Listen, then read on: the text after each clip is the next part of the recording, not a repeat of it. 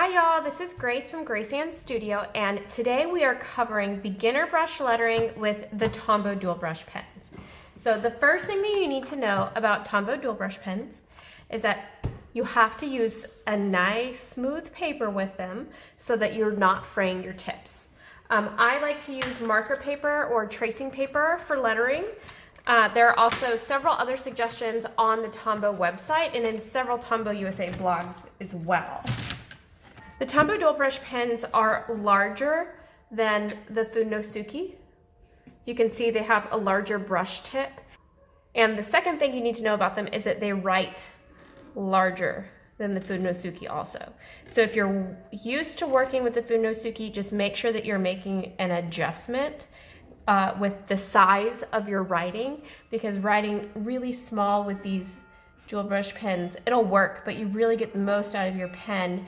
And you see the exaggeration between your upstrokes and downstrokes more when you're writing big. Before we dive into the basic strokes and warm-ups of calligraphy or brush calligraphy with the Tombow dual brush pens, let's go over the basic anatomy. The first stroke you'll need to know is a downstroke. And a downstroke is going to be the downward stroke of your pen. So it's going to be this first thick line, and you apply it using thick pressure. Your upstrokes are the second stroke we'll talk about, and they are this thin stroke that you see, and you create an upstroke when your pen is moving up. To create it, because this is a flexible brush tip, it's going to create different strokes based on the amount of pressure that you apply to it. So with the downstrokes, I'm pressing down hard on my pen and using a lot of pressure, but on the upstrokes, I'm just barely gliding pen across the page to create this really nice thin line. Next, we have our entrance stroke and the exit stroke. So the exit stroke is the stroke that you create at the end of your letter. In this case, it's right here in the R, and the exit stroke becomes the entrance stroke for the next letter. So when you're connecting letters, which we'll get into this more, but this exit stroke is going to be very important. In addition to just upstrokes and downstrokes, there are, of course, specific strokes that have to do with letters. For example, the descending loop and the ascending loop. So both of these strokes have to do with whether your letter has an ascender or a descender, of course.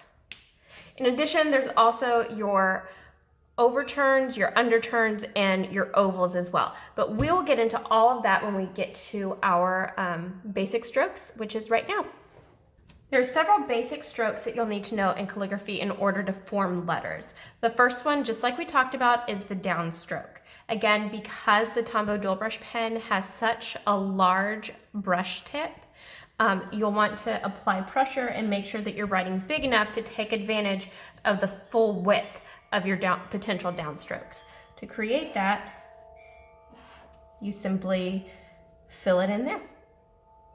For your upstrokes, again, very light pressure, and you're using just the very tip of the brush tip. This stroke is called an overturn, and you are starting here with an upstroke, and you are turning your pen over. So to create this stroke, you're starting that transition from an upstroke into a downstroke. Likewise, the underturn, this one starts with a downstroke and transitions to an upstroke. With a lot of pressure, lightening up on the pressure and curving that around. There's also an oval, which of course you'll see in lots of different letters. Now the downstroke for the oval is going to depend on the letter. For example, this would be a good oval for a D if you were creating one, but on the opposite side of that, if you were creating a B or a P, you would start with the upstroke, but move it in the opposite direction to create the thickness on the correct side of the letter. So I would practice ovals with the thickness on each side. There's also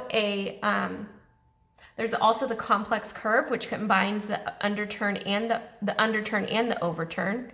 Again, you start with an upstroke, transition to a downstroke, and back to an upstroke. So These turns are really going to be your best bet for practice. The downstrokes and the upstrokes, those are great, but most of your strokes are going to have some kind of a curve to them, and lots of people have problems with this section right here being thick. So you really want to practice these drills to make sure that this section is nice and thin when you're transitioning to that upstroke. Likewise, again, with a little bit of a curve, there's what's called an ascending loop, which is here. And this would be, for an example, an H or a B or a D. And a descending loop. So that's going to start with your downstroke and transition into an upstroke. And that would be like for a J or a G or a Y. So the neat thing about calligraphy is once you've mastered these strokes, you can create any letter just by combining them. So let's get to it. Now that we've learned what all of the basic strokes are and how to create them, let's talk about pen position. Pen position, of course, is the placement and how you're holding the pen in your hand. Now, typically when you're writing, as you probably saw earlier in the video, your hand is going to be scrunched like this, and you're really writing basically right on top of your letter, if at a slight angle. Now, that is really going to only use the tip of your pen, and if you're holding your pen like this to create calligraphy, you can get thicks and thins, but you are not going to get nice, consistently even lines. You want to loosen your grip, pull back on the pen a little bit, and make sure you're holding the pen in the crook of your hand. Now, I promise this will not feel natural at first. It didn't feel natural at first to me, but once you get used to this position and holding your pen this way, your strokes are going to be so much more even, and they're also going to be able to use the entire length of the pen. What I mean by that is when you're holding your pen like this, straight up and down, there is no way to press down and get nice thick downstrokes without ruining your tips. And we all know that we want to try to preserve the tips of our brush pens as much as possible. Keep that at a 45-degree angle, move your hand back, and keep the pen right here in the crook of your thumb. And that is going to help you to create these nice, consistent downstrokes and even upstrokes. The first set of letters that we're going to talk about are what I would consider your small curved letters. To create these, you start with a nice upstroke, move into a downstroke, and finish with an upstroke. So as you can see, this is going to be our oval, but it's going to have a slight opening to create that C. Now, of course, that is going to be a print C, but since we're creating calligraphy, you want to make sure that you're finishing your strokes with an exit stroke. Okay, and of course, if it's the first letter of a word, you could also have an entrance stroke there as well. Starting with an upstroke, transitioning to a downstroke, and into our exit stroke. Okay, another small curved letter is a W. So for W, you are going to start with a downstroke, transition to an upstroke. So we have our underturn. You'll have another underturn. And then again, this would be a print W, but you need an exit stroke. So it's very important to add this little hook, right? But it's a teeny tiny exit stroke. So when you're combining letters, you're not directly writing on top of that last upstroke, making it look like a U. So you always want to make sure that you're including that little hook.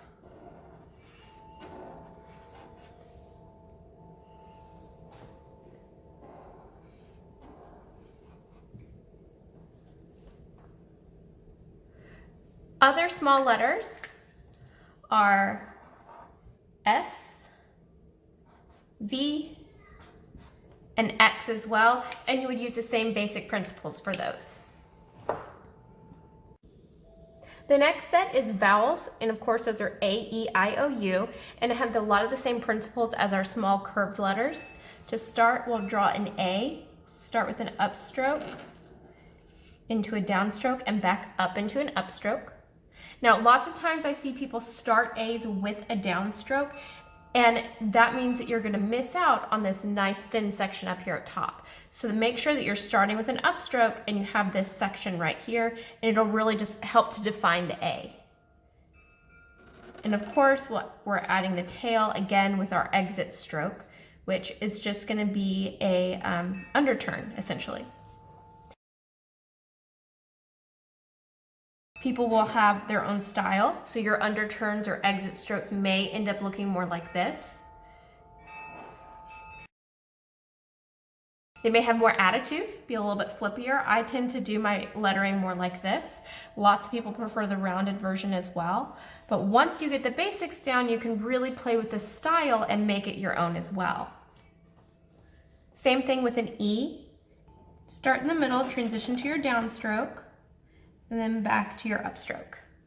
And again, make sure you have that exit stroke there at the bottom as well. Now, lots of times this overturn here ends up not being the same thickness. So you probably noticed I went over it a couple of times in my first one, and that was just to even up the thickness, which is totally fine. Nobody is going to do it perfectly every time. And all you have to do is just know how to make it a little bit better. And you can absolutely go over your lettering to even it out and smooth it out some too. And of course, our other vowels are I, O, and U. Our next set of letters all have ascender loops. So to start, we'll have a B. We'll start with our ascender loop stroke, which again has an upstroke that transitions into a straight downstroke. And then to finish our B, we'll have an oval. And again, for that exit stroke, I typically bring my oval around and through. People also write B's like this to connect it in a little bit more of a traditional way, or you can loop your B around, that exit stroke around, and bring it down a little bit and curve it back up. Again, all of these are going to depend on your style, but just make sure that you do have that exit stroke so that you're able to connect your B in another way.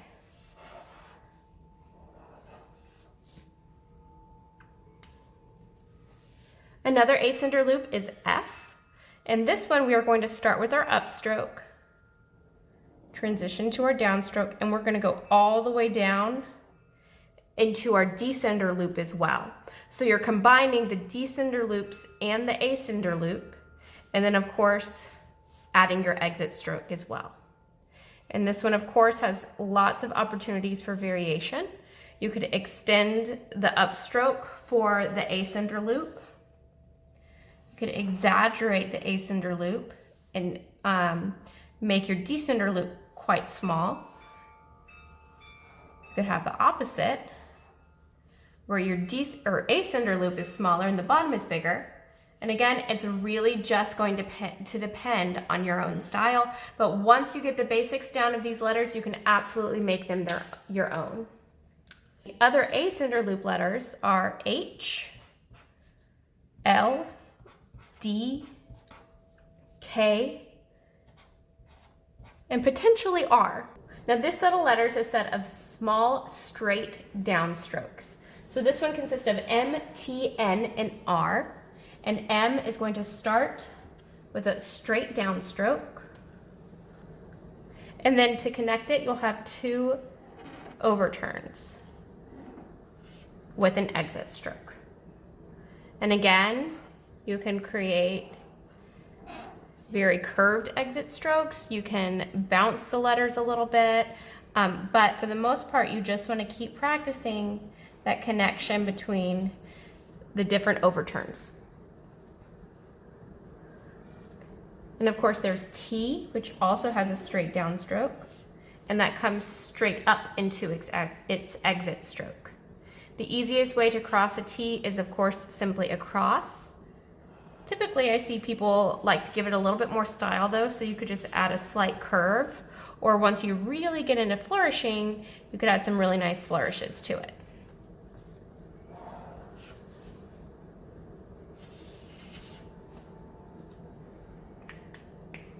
And of course, the other straight downstrokes are N and R.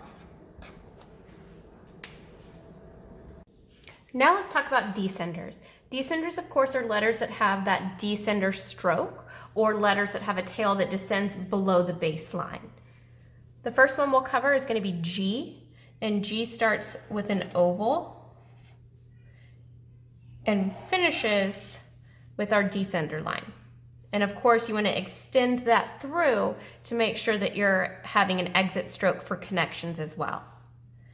Now on descender loops, people start to add a lot of variation to these as well, a lot of style, and of course that's going to depend on your personal style. But really you just want to make sure that you're getting that nice oval. Again, just like the A, you want to make sure that you have this little upstroke there at the top of the G. Otherwise, it just doesn't look quite right with this thickness at the top. If that's your style, great, go for it, but typically it's a little bit more legible if you add the upstroke there.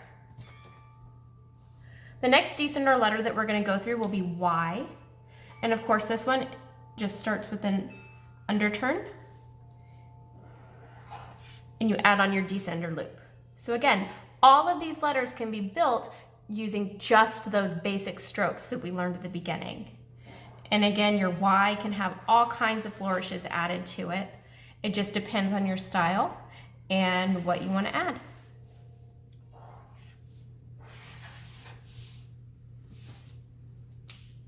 Now our other descender letters are Z, P, J, and Q.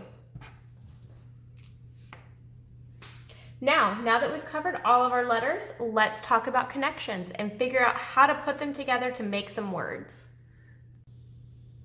Now, to connect letters, because we are so diligent about adding that exit stroke, it's really quite simple. So to start, draw your first letter.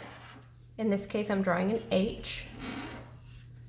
And we added our exit stroke, so to connect them, all you want to do is draw your next letter so that the downstroke covers up the end of that exit stroke. So when you're creating an exit stroke, you want to try to bring it all the way up to the X height, which if we are looking at calligraphy or at our anatomy again, the baseline is here where all of your letters sit. The cap height is going to be about here where all of your capital letters would go. There's also an ascender line where the top of your ascenders sit, as well as a descender line where your descender loops will hit. And then the X height is going to be the height of all of your smaller letters. So the bottom hoop of the H, your E, A, all of your small curved letters, your vowels, your small straight down strokes, anything that is hitting about middle, you want it to sit at that X height. So if you extend your exit stroke up to the X height, it's really quite simple, and you make sure that there's plenty of room to still have a letter, and you're not going to be encroaching on the previous letter's space. So you see how there's a lot of space here and not so much here.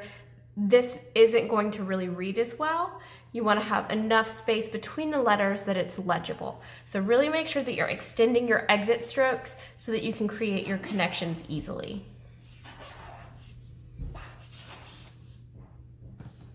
So here, let's start again down here below. Again, we'll start with H. And I extended that exit stroke up.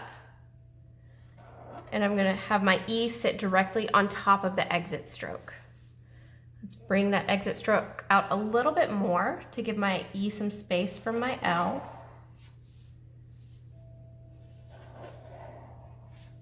Adding my L's, and finally finishing with my O. Now, there are lots of ways to practice lettering. Some people like to write the alphabet over and over again. Some people like to write words over and over again. Some people really like to practice drills. However you really like to practice, that's going to be the best way for you to do so. I can sit here and say, do drills, it'll make you better. And it will, but you have to enjoy the practice too. So for me, I prefer writing the alphabet. So I tend to write the alphabet in whatever style I'm trying to work on. And I just write out the entire thing to practice. I'll fill up pages and pages of tracing paper. I'll go back and look at adjustments and think, I don't like the top of that F, I should work on it. My connection at my D wasn't very good. You can go through and really see your progress as you're looking back at these previous practice sheets as well. So now that we know how to practice, let's put it all together and create a little lettering practice for us to hang up and inspire us.